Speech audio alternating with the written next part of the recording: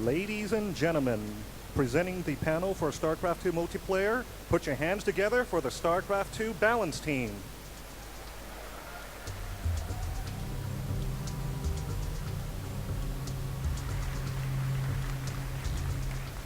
Hey everybody, my name is Dustin Browder. I'm the game director on StarCraft 2. Thank you, thank you. And it's my pleasure to share the stage with some of the smartest guys I've ever worked with. This is David Kim. Give it up for David.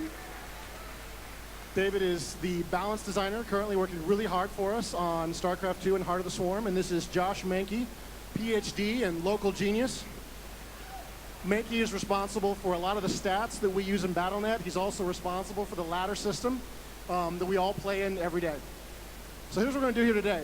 We're going to talk a little bit about where we're at in balance in Wings of Liberty, what we have just seen recently, what we're hoping to see for the future, give you guys a look into the numbers and into the process that we use inside Blizzard Entertainment, and then we're going to give you a look at what's going on in Heart of the Swarm, what our current plans are for Heart of the Swarm, and I think if we do our job right here, we'll have a ton of time for questions for you guys, so please get ready, and we'll hopefully have a long Q&A session where you guys can ask us anything you want to ask us about Wings of Liberty or about Heart of the Swarm.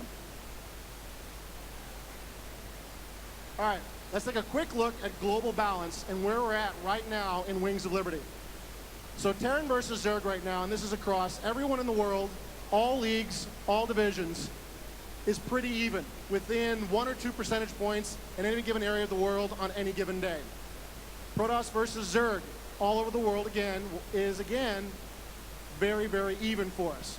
So we're seeing good results in these. And then the very contentious Terran versus Protoss, strangely, is actually very even. Looking at all leagues and all ladders. I know, I'll get to it. Don't worry. It's fine.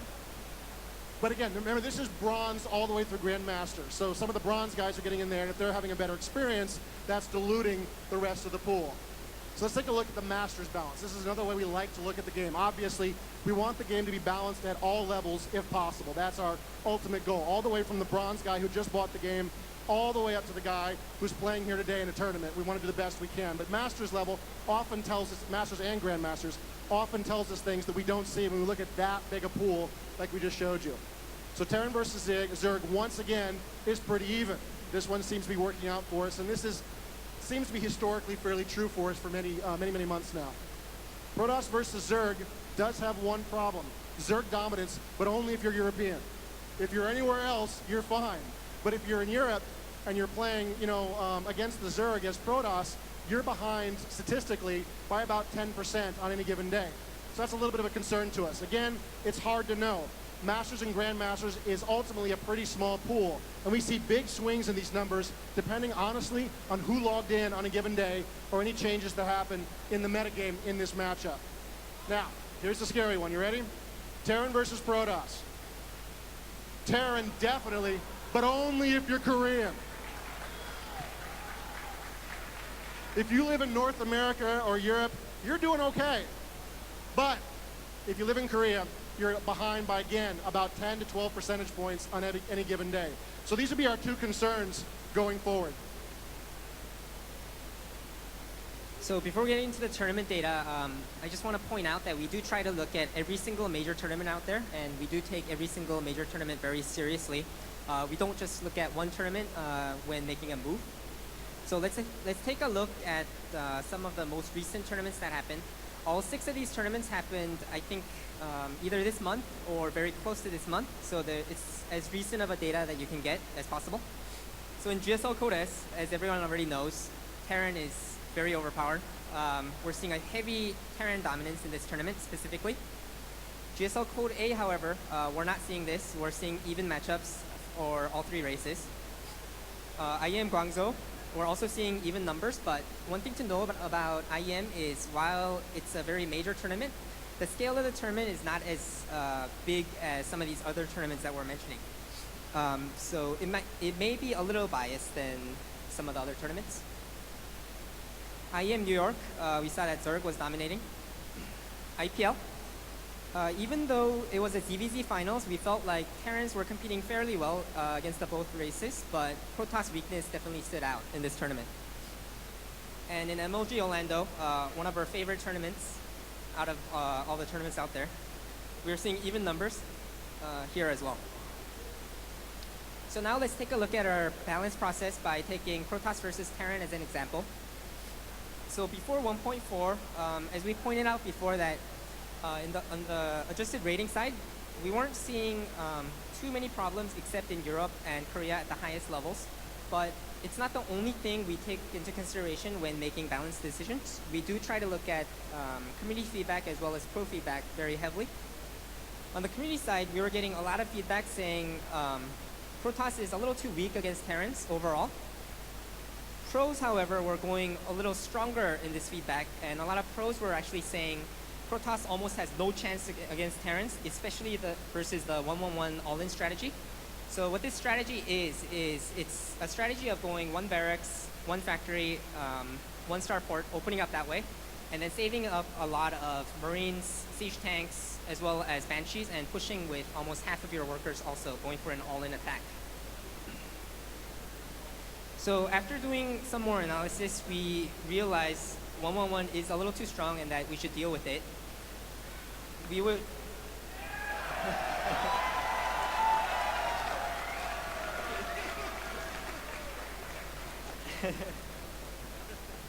And we were also noticing that EMP might be a little too strong as well, but because of the 1-1-1 all-in strategy being too powerful, we noticed it's difficult to really gauge the strength of EMP in the late game because most Protoss players were going into the late game at a bit of a disadvantage because they have to prep against the 1-1-1 strategy every single game by really overbuilding the tier 1 or tier 2 units. So the buff that we chose was a range buff for the Immortal. We went from 5 attack range to 6 in 1.4 patch. And the reason we chose this change was because the Immortal wasn't used heavily outside of the PvP matchup before 1.4. And when choosing changes in general, we do try to go for the smallest change possible. Because we believe the current state of the game is very solid, so we don't really want to make drastic steps that would really flip the matchup in favor of the other race.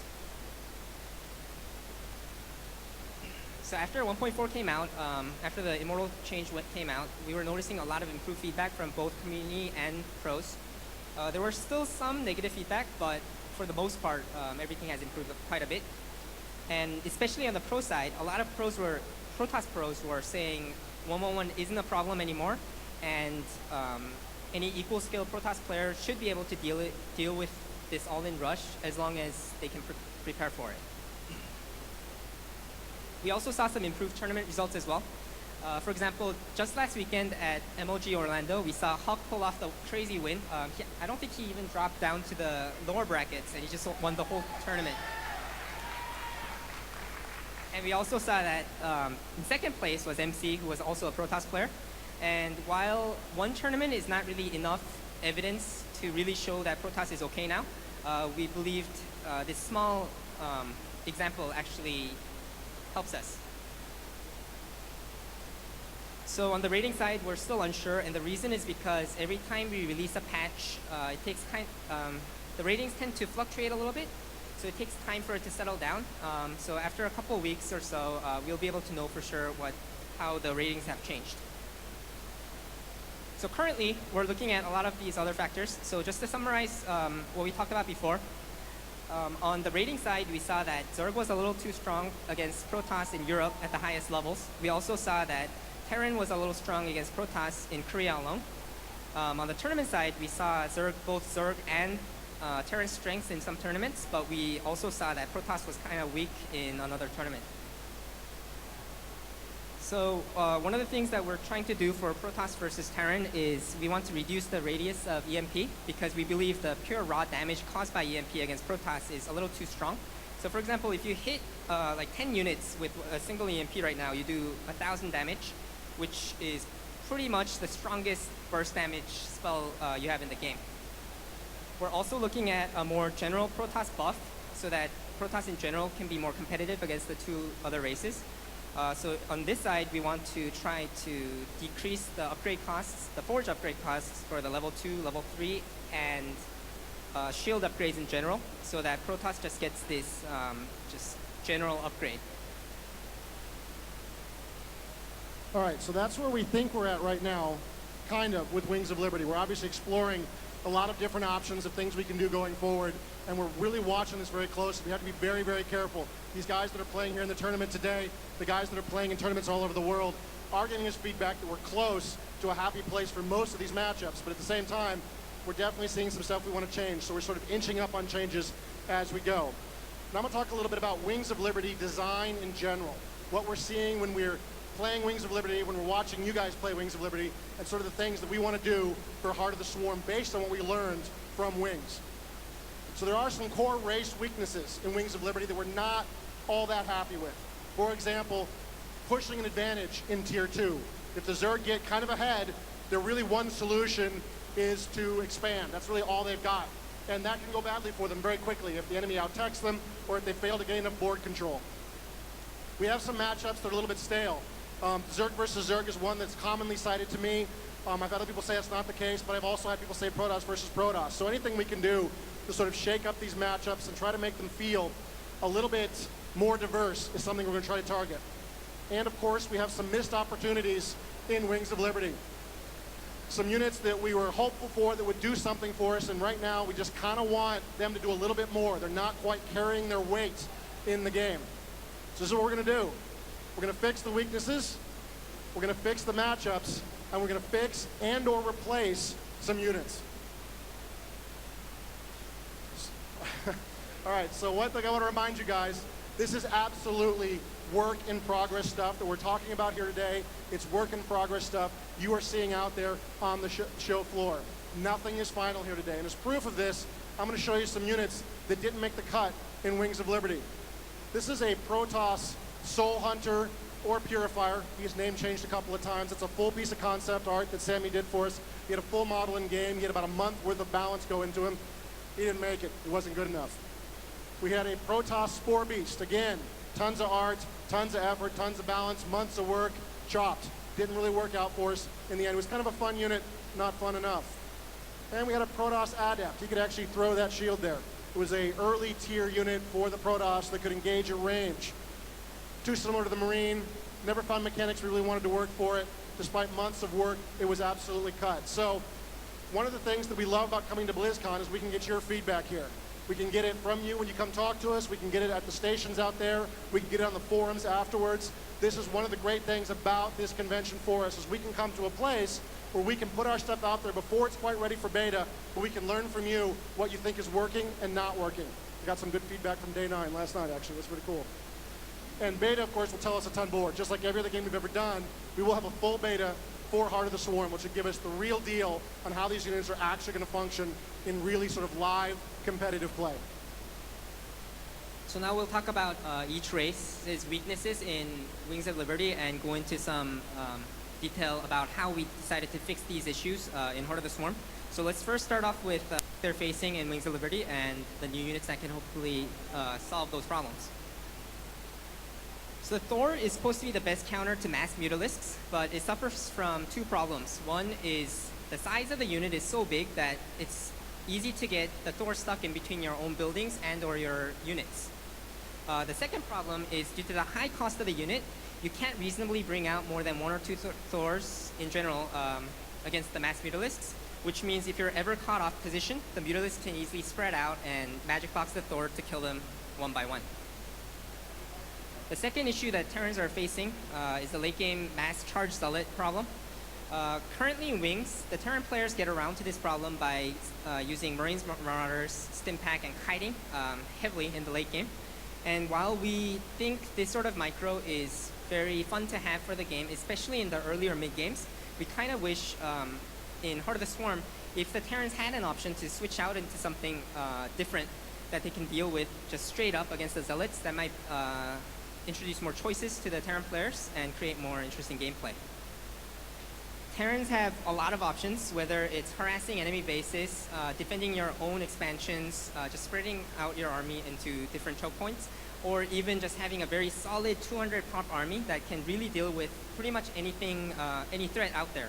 So when creating these units, we wanted to make sure that we don't really add to their strengths, but we try to find their weaknesses as well as new potential strategies that they can utilize.